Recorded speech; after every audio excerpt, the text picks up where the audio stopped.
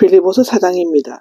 지금까지 신학적인 변론이나 교리를 가르치기보다는 빌립보 교인들의 생활에 대하여 건면을 했는데 교회가 당면한 문제들을 개괄적으로 다루고 있습니다. 여기 4장에는 빌립보 교회의 문제에 대한 여러 가지 충고와 빌립보 교회가 보내준 선물에 대한 감사와 마지막 인사를 하는 것이 나옵니다. 1절에서 9절까지는 크게 8가지 내용으로 나누어지는데요. 첫째는 주님 안에서 굳건히 서십시오입니다. 1절은 3장의 끝에 연결되는 앞부분 내용의 결론적인 건면을 볼 수 있는데 바울이 빌립보 교인들이 얼마나 사모하는지에 대해서 내가 사랑하고 또 보고 싶어하는 형제 여러분이라고 적고 있습니다. 즉 사랑하고 다시 만나기를 간절히 원하는 소망을 찾아볼 수 있죠.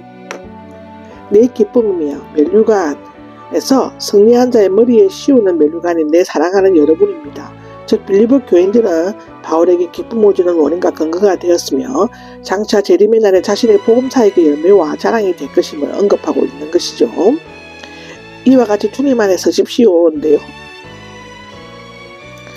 이와 같이 주님 안에 서십시오는 3장 20절에서 21절에서 말한 바 있고 그리스도인의 시민권은 하늘에 있고 또 영광스러운 부활과 영광의 소망을 가지고 있기 때문에 굳게 서야만 한다는 것입니다.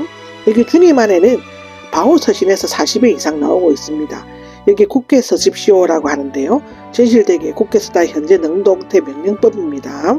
천국 시민이 된 성도는 십자가의 원수들에게 끊임없이 유혹과 공격을 받는다고 해도 그리스도 안에서 그의 재림을 기다리고 믿음을 굳게 서서 흔들리지 말아야 한다는 것이죠. 2절에 보면 주님 안에서 같은 마음을 가지십시오 나오는데 빌립보 교회 안에 불화가 있었던 것에 대해서 얘기하고 있는데 이미 언급하였고 여기에서는 구체적으로 두 여자의 이름을 언급하고 있습니다. 요디아와 순두개인데요. 빌립보 교인들의 유력한 신자여 바울의 총애를 받는 열심히 있는 봉사자들이었던 것 같습니다. 이 여자들을 도와주십시오인데요. 빌립보 교인들에는 바울의 전도를 받은 장사 루디에 세워진 교회로서 여자의 역할이 컸던 것 같습니다. 특히 빌립보는 다른 지방의 다른 자들과 개인 재산을 소유하고 부인의 요구로 한 일을 법의 제재를 받지 않으며 마게도니아 성은 모계로부터 받았다고 합니다. 빌립보 교회를 주도적으로 이끌어가는 두 사람의 다툼과 불화는 화제가 되었고 교회의 안팎에 적지 않은 악명을 끼쳤을 것으로 보여집니다.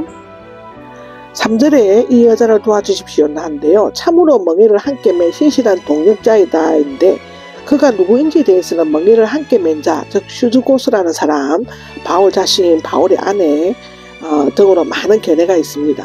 그가 정확히 누군지는 알 수 없지만 그 여자들은 하야시킬 수 있는 능력을 가진 사람이었음에 틀림없죠.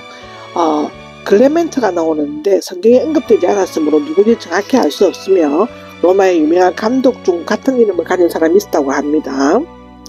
복음 때문에 나와 함께 싸운 사람들인데 요디아와 순두개를 말하는 것입니다. 그들은 외부의 적에 대해서는 잘 싸웠지만 둘 사이에는 사소한 일을 놓고 다투고 불화를 하였다고 하는데요.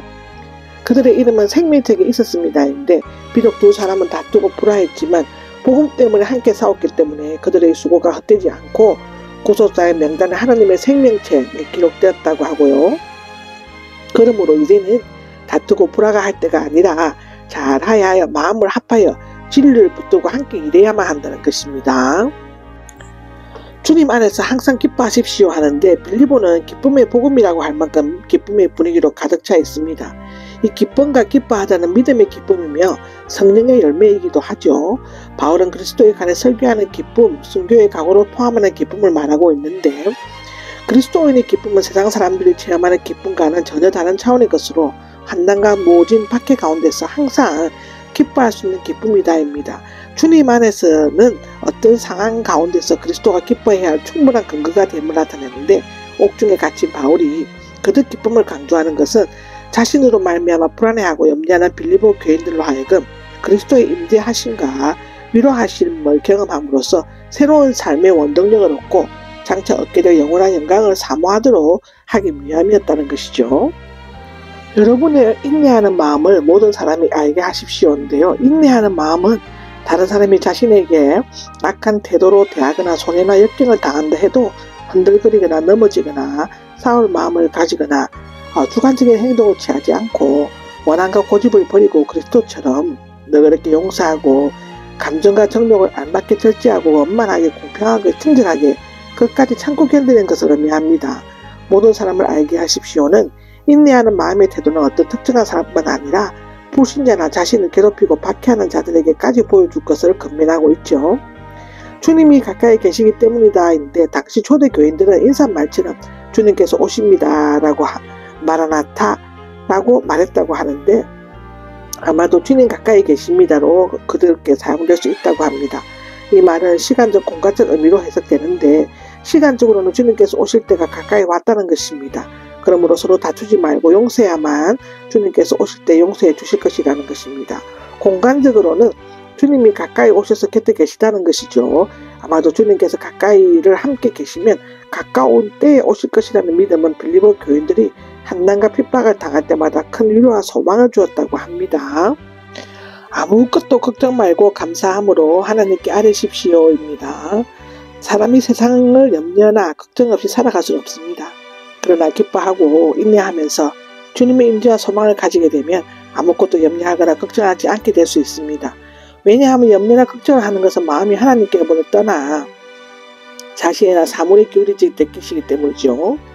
바울은 염려하지 말고 전적으로 하나님을 의뢰하고 친교할 것을 권면하고 있는데 4가지 방법이 제시되고 있습니다.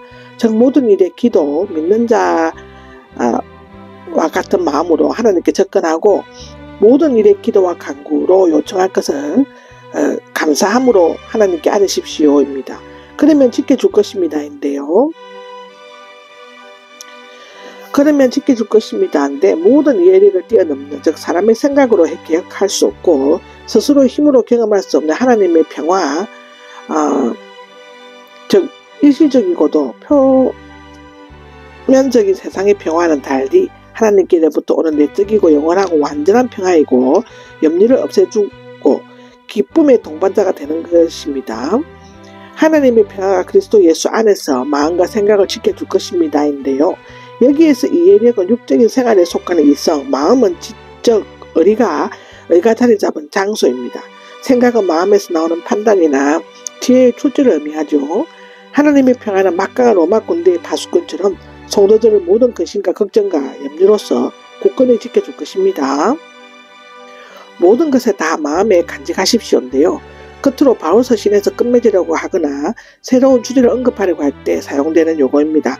나머지 점에 관하여인데요. 무엇이든지 즉 모든 것을 그리스도의 정상적인 영역에서 반드시 명심하고 생각하고 행동해야 할 생활과 표준을 6가지 항목으로 열간 후에 나중에 2가지 덕이 되고 칭찬할 만한 것을 항목을 추가하고 있습니다.